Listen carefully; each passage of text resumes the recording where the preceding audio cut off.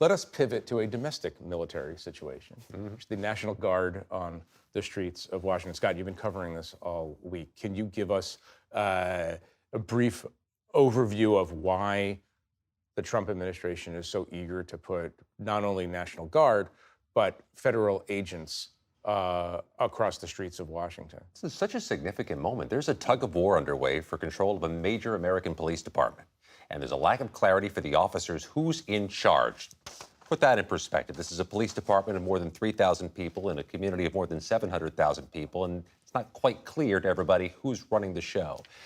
The sight of military Humvees, military members, Guard members, federal agents with masks walking through neighborhood streets in America is jarring to a lot of people. But there's not a real clear public opinion on this. It's not your traditional Trump issue, one group on one side, one group on the other, not your traditional 2025 political issue, I should say. Right. There are many people with whom we spoke who like extra law enforcement in their community. School's about to reopen. There's an issue of crime. People want to go to work and the store safely.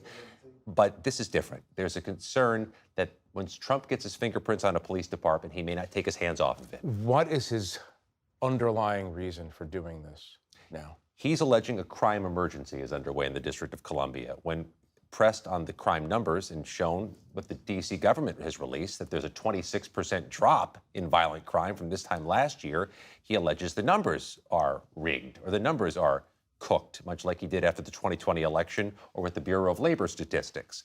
So he's alleging there's a crime emergency, that this is there to combat. But for the people of the District of Columbia who do not mind extra law enforcement, they're concerned this is heavy-handed and this is pernicious and this is not the right response to it. I mean, Zolan, the people who know the long history of home rule in D.C. Understand that this is a very, very fraught racial issue as well. This is about giving the people of D.C. the right to self-government. Right.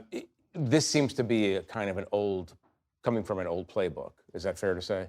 Yes, it is. And I think we can say that it also comes from a very Trump-specific playbook, too. We can't just look at the deployment of the National Guard in isolation. We also have to look at Trump's remarks when he deployed the National Guard and how he described Washington, D.C., and how he described in broad strokes as well the people that are both crime victims and the suspects perpetrating these crimes. How he said that this city needs beautification as well. These are comments that the president has made about American cities, mostly cities that are led by Democrats, mostly cities that are diverse, multiracial, going back to his days as a real estate developer in New York City, where he grew up in a New York City that was rampant with crime. I was talking to various historians and political experts today, one of which said Trump's vision of American cities has remained the same since the 80s, even though the facts of these cities have changed over time. Fort Apache, the Bronx. Remember those movies, The Wanderers? It's a very, very 70s, 80s. He's using dystopian language of marauding caravans of criminals. And by the way, I don't want to downplay. There's a serious crime issue in the District of Columbia, especially in poorer areas.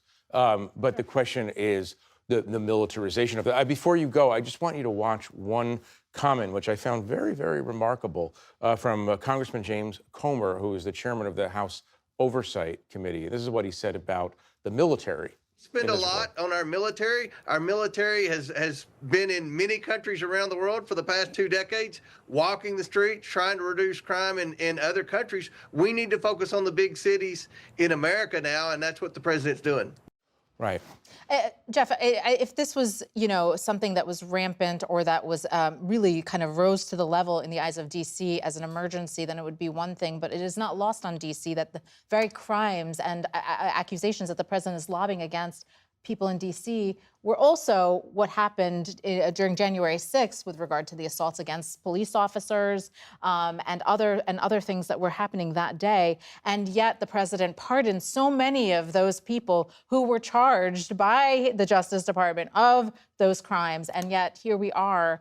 Are you suggesting that there's a bit of racially tinged hypocrisy going on There might here? be a double standard at play, and that is something that especially here in the Capitol, it resonates very much with residents. Right. Scott, you've covered this issue for a while. Talk about that January 6th overlay to what's happening here, specifically as it regards the treatment of police officers by Donald Trump's supporters? Uniquely relevant because it's the same community. It's the District of Columbia in both cases. 1,500 plus people were charged with being part of the U.S. Capitol insurrection, about 600 of them with assaulting police, with clubs, baseball bats, with bear spray, with their bare hands, some carrying guns or knives. Roughly half of them pleaded guilty or were convicted of assaulting police. But here's what one council member told me as the week concluded. The D.C. police officers include those who were beaten and watched their attackers get pardoned. They had to hear this week that there's new management, and it involves the person who pardoned the attackers. And that is, to put it mildly, likely a problem for some people. David, you've watched politics in this town for a while. Have you ever seen the city just absorb the fact that massive numbers of police officers were assaulted by the supporter of the Republican president, then pardoned by that Republican president when he comes back to power, and then everybody forgets about it? People haven't forgotten about it. The fact we're talking about it with such passion shows. I mean, I've lived in Washington most of my life.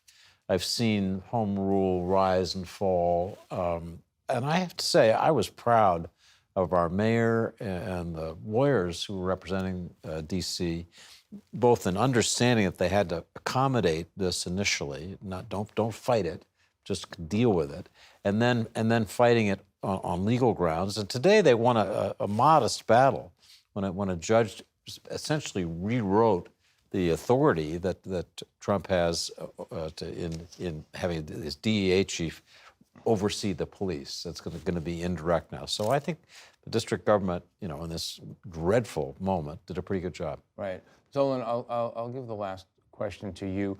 Talk about the politics of this, because most voters don't like crime. Most voters want law and order. Democrats, Republicans, black, white.